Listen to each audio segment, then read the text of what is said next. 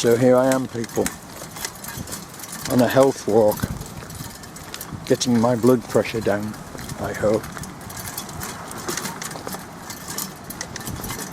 Northfield Park, just across the road from my house, Catherine's house.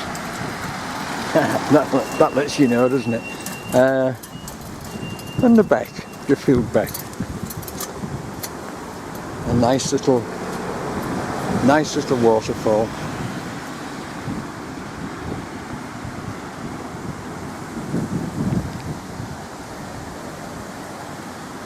This was the site of North End Park, the manor house of the King of Northumbria, who ruled from Driffield and is buried at Little Driffield Church, so the tale goes. There's no reason to disbelieve it.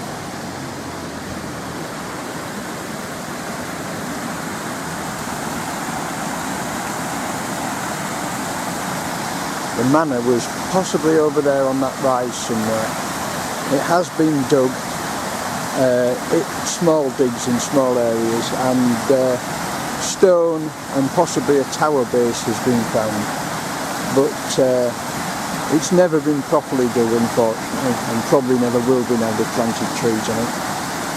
Right, we'll move along. Coming out of the park at the other end, we have the grounds of Highfield Hall. Now a dining, celebrations and guest house. More of a hotel actually. Very posh, very nice. I've been in there several times. And here we have another very interesting property called Highfield Cottage, which has a remarkable garden full of topiary. And all that's between Highfield House and Highfield Cottage is the beck. The tributary of the River Hull,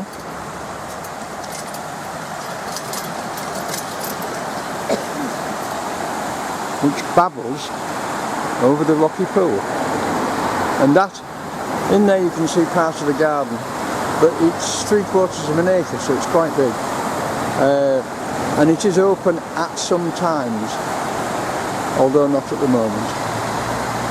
On we go. The beck, through the North End Park,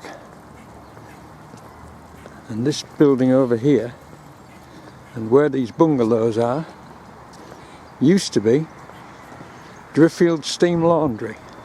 Now that large white building there is original, but the bungalows of course are new, and that's where the steam laundry actually was, where the bungalows have been built. Another place that I remember, after it was various things. After it stopped being a steam laundry, when my mum had the shop in Langtoft, we used to send linen to Driffield Steam Laundry for cleaning. So I don't know what it was before it was the steam laundry, but there you go, I've said it again. This is a new piece that's just been built for disabled people like me and Catherine to come and look at the beck. Very pleasant it is, but probably not in November. So there you go, we're shortly about to leave North End Park by the little bridge over there. Driffield Church Tower just before we leave the park. So here we are, back with the beck again, and I've just been told, on good authority, that some 9 to 12 inch trout have been spotted in here today. And it's not surprising because East Yorkshire is well known for its clear chalk trout streams. Let's just have a look at the other side. Can we see anything on the other side?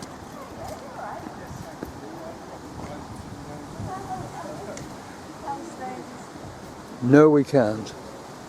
Never mind. Going back towards North End Park.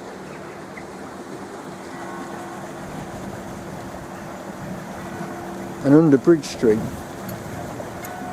there are photographs of Bridge Street flooded, halfway up there and halfway up there, and that's where it continues over the road. On it flows towards the canal. As you can see, a lot of this work is fairly new, and there's been a lot of cleaning up and planting. Looks nice, looks good. Oops, I have to edit that out. What? Walking up Bridge Street, Driffield Church.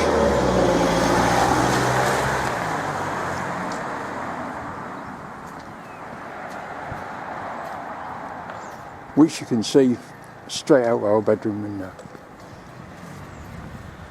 If we can't see it, you know it's misty.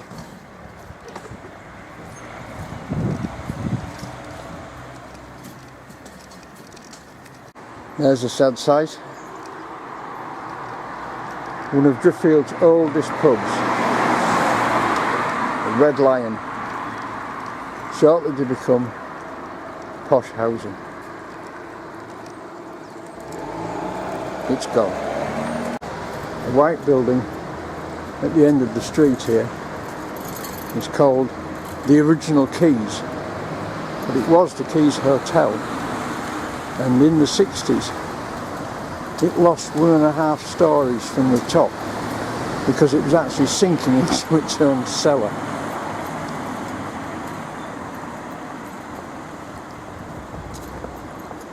Just down here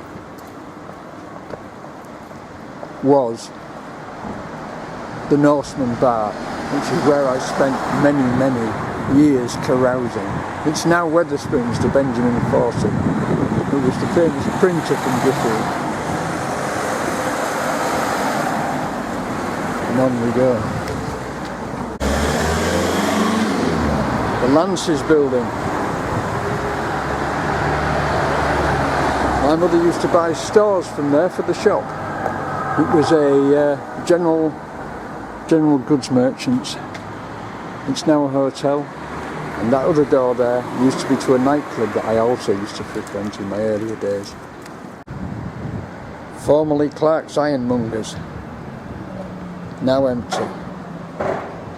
It's been there since, it's been Clark's since the 1800s, but no more.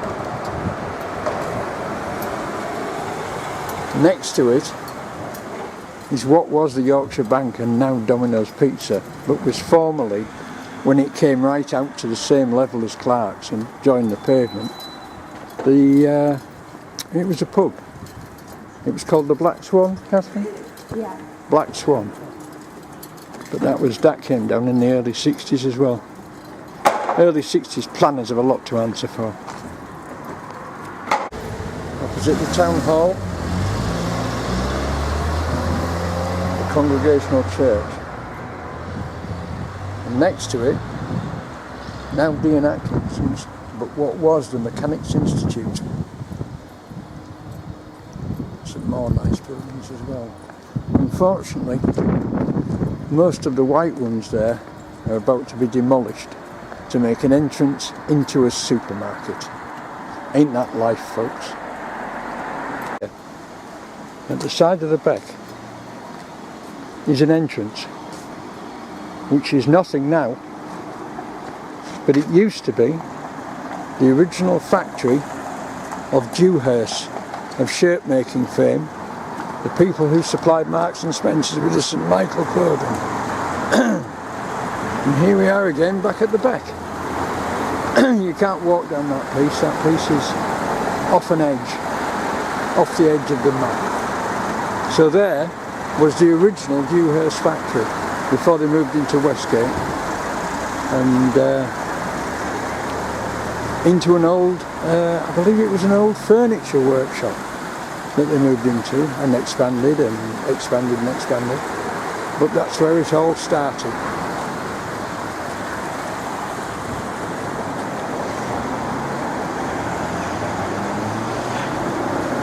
And there's another, oh, good grief, got signs all over the place now. Right, let's see if we can negotiate this lot. The brick building you can see there with the street sign on it for Eastgate South is bigger than you think. It's a rather imposing building and it goes quite a long way down Eastgate South, because it used to be an engineering works, and it was the engineering works of Taylor's sewing machines. The Taylor's sewing machine factory. Mr. Taylor built a sewing machine, and it was a very good sewing machine. And in the early days, one was given to Queen Victoria when she was a young girl, and she loved it. And so his sewing machine business went from strength to strength until he did a deal with a German company. And there you are, you can see how big it is now. That was the sewing machine factory. He did a deal with a German company, it went sour and it went bankrupt. He went bankrupt, came back to Driffield, and he ended up in that little building over there with the grey doors and little arched doorway there, repairing clocks. There is a photograph of him, I'll see if I can find it, standing in that doorway with a load of grandfather clocks outside. The Spread Eagle, a pub once rumoured to belong to a witch. And if you can see it into the sun, the former site of Driffield Cattle Market, which is about to become a car park for the supermarket, which they are building, rather perversely, on the car park next door, which I'll show you in a moment. Yeah.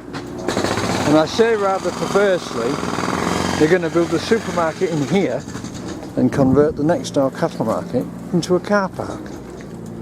Now that may seem insane to you, but there are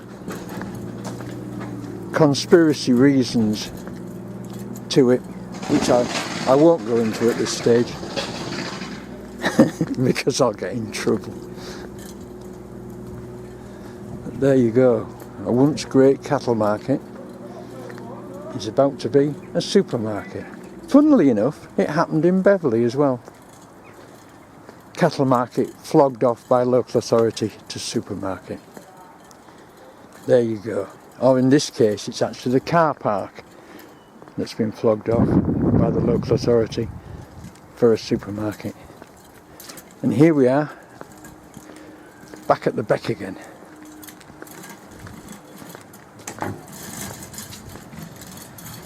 The building just across the beck there used to deal in sheepskins and fleeces. And here's the babbling beck, still on its way to the canal.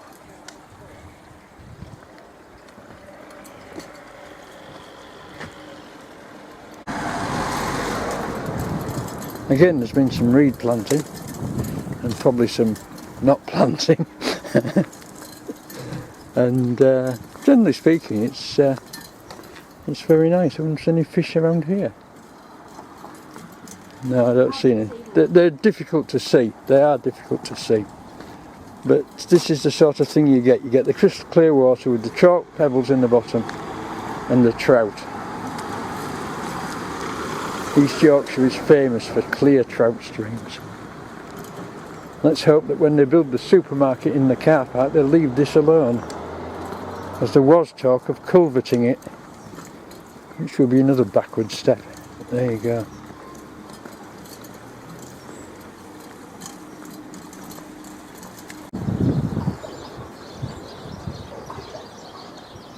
Resume our backside tour. Whoops, nearly falling off the curb there. I still can't see any fish, but that's not surprising really. This is the sort of place you'll see them there, in the sun.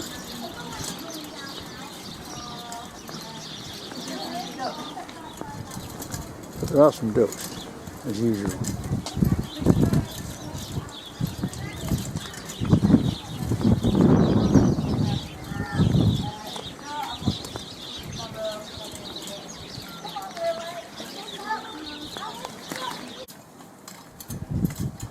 And here we are walking away from the back up Brook Street. At the top of Brook Street here, on the left, was Mrs. Berryman's brothel, which was rumoured to be the best one in Driffield. And believe it or not, there were a lot, because Driffield got a double whammy. First they built the canal, and hard on the heels of that they built the railway station. And so for several, in fact many years, Driffield was awash with navvies. And they used to bring all the farm lads in from Sledmere on a weekend, deputise them, give them staves, and they used to patrol the main street to try and keep the peace, which must have been a difficult job. Another beautiful double-fronted building with a carriage entrance to a courtyard. Not many of them left now. To dispose of £47,000 worth of public money. That's what it cost, folks, believe it or not. We are approaching the second reason for Driffield's wealth, the railway station. It got a canal. The canal only had a monopoly for a few years, and then the railways came. And when the railways were going up, the canal was going down, unfortunately. And that's the way of the world. Looks like we're a train due. Driffield Station and the station house. And what used to be the station buffet, which was a roughy-tufty rowdy hostelry where much underage drinking was done under the auspices of the parents of an old school friend of mine. But now it's no longer. Like everything, it's to let. Although I must admit, British Rail or their contractors did a beautiful job of restoring this end to what it previously was, when a rather nasty piece of architecture was put on it, if you could call it architecture. There you go. And there she is, folks, the station.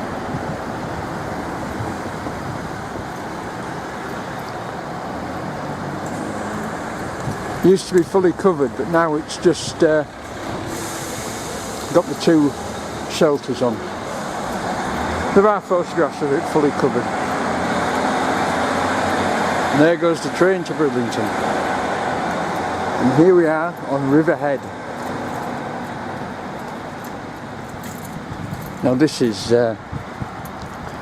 sort of the jewel in the crown of Driffield, because here you've got Mortimer's warehouse. Mortimer was and still is the company, corn and seed merchants, and also was a famous archaeologist. Not Sir Mortimer Wheeler, but name I've forgotten, Mortimer. Cockloft on it was a Bradshaw's warehouse, but has also been other people's warehouse. It had a name which escapes me, because Bradshaw's, who are big flour millers who supply people like Rankovis McDougall and many others with specialist flours for biscuit and bread baking, used to store their old equipment in there. And I used to get sent across there as an apprentice to see if I could find pulleys and belts and motors, etc, etc. Long stands, yes, left-handed screwdrivers. And it was absolutely wick with rats, and I did not like going across there at all. As we get down here a bit further, we'll be able to see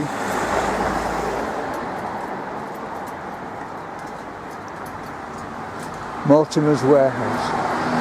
Well, actually that was and still is, as far as I know. Or at least it wasn't a couple of years ago. It was still there, if I can find it there. It was still the seed processing plant. Right? And they had machinery behind that facade, Still working. So there you go. Now at the end of the road here was the Glaxo factory. I'll drop in a picture which shows a very small part of the factory. There's very few pictures of it out there. But it was the first powdered milk factory in the UK. Glaxo was a New Zealand company who came over in the 1930s and built a factory here because there was a surplus of milk in this area. This of course has all been demolished and is now housing. It shouldn't have been demolished because it was an Art Deco factory by the same architectural practice that built the famous Hoover factory in the south of England. It was Basildon. That was the side road that went down the front of it. This was the end of it where the loading bay was. And this was the railway sidings because both the Linseed Oil and Cake Mill and Glaxo had a railway sidings. You can still see the rails here.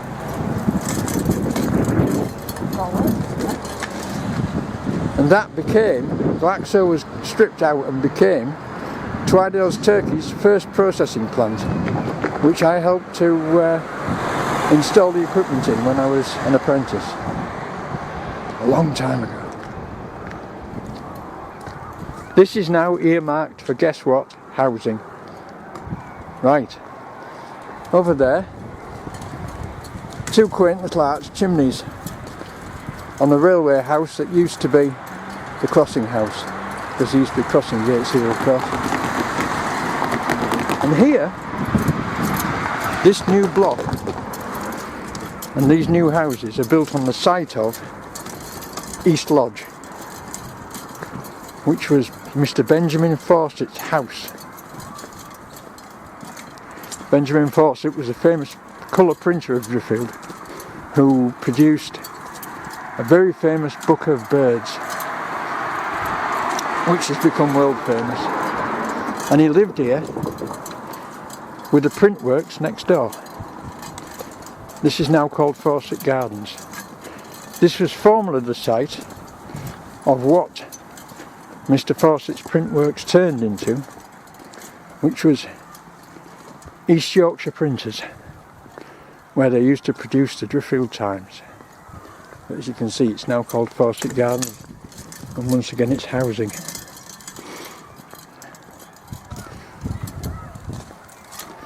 What do you do if you own a huge piece of land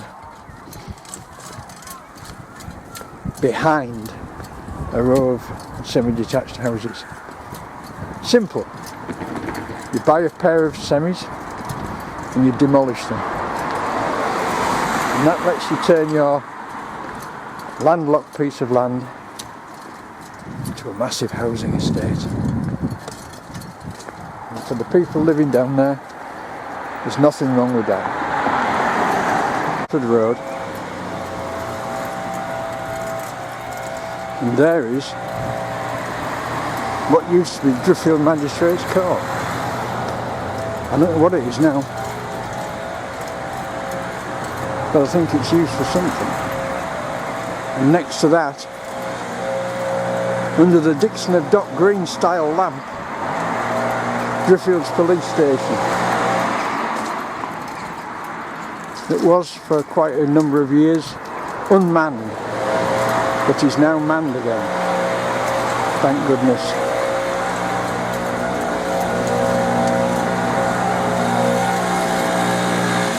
Driffield Junior School with some very ornate roof ventilators. I wonder how much they would cost to make.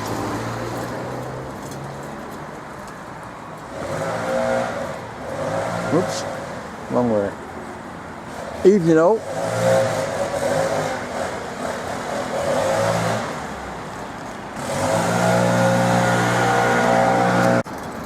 This imposing building is Naylor's funeral parlour, but it was Mortimer's museum. You can see the front of it in a minute.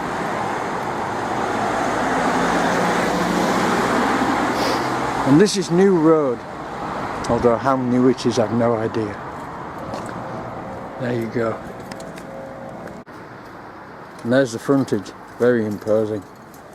As I say, I think that was Mortimer's Museum or Driffield Museum. There was another chap in Driffield as well who had a butcher's shop at North End, whose name escapes me for the moment. But when I was doing archaeological, I did an archaeological class in the 70s and went on quite a lot of digs. And when I was doing that, we were taken there for a visit. And behind the butcher's shop was acres and acres of sheds. And everybody in the area who rode a tractor and ploughed and harrowed used to pick bits up in the field. And whenever they did, they took them to him. And he used to give them a home. And he had, you name any archaeological artefact commonly found in East Yorkshire, he had dozens of them. Because he used to just get given them all the time. I don't know what happened to his collection. I know some of it went to York. But there you go. This was the blacksmith shop of Tommy Grimshaw when I was an apprentice. Tommy Grimshaw retired, and the bloke that worked for him, Pete, came to Jefferson's along with a large lathe which they managed to break while they were unloading, but they still repaired it and used it. There you go, Tommy Grimshaw's blacksmith shop. The police station I've just shown you was the new police station. And as the plaque says, this is the old police station. Another cracking building. And that's it, folks. We're heading back for home, which is just round that corner. On the left here, this used to be, and probably still is, called Retort Yard, because this is where the gasworks and the gasometers were. I think there used to be 2 large gasometers in Driffield, and that's where they were situated. Right. Oh, we just have one more little call. One more little call to Bath Cottage, which is also interesting. Just down here and round this corner by the Today's shop. Down here, this cottage at the end, which again is right next to the beck. Excuse me. Hello? Are you in the house with? It's called Bath Cottage. As you can see by the little sign on the wall. And you could come here and for a few bob, probably even less than that, you could get a bath in freshly boiled beckwater. And that's the end of it, folks. We're back almost at North End again. One thing I did notice yesterday when I was trying to film this on my phone, which was a mistake, was this wonderfully ornate, proper wrought iron gate, which you don't see many of those about nowadays. Right. I think that's even earlier than Tommy Grimshaw. Fantastic.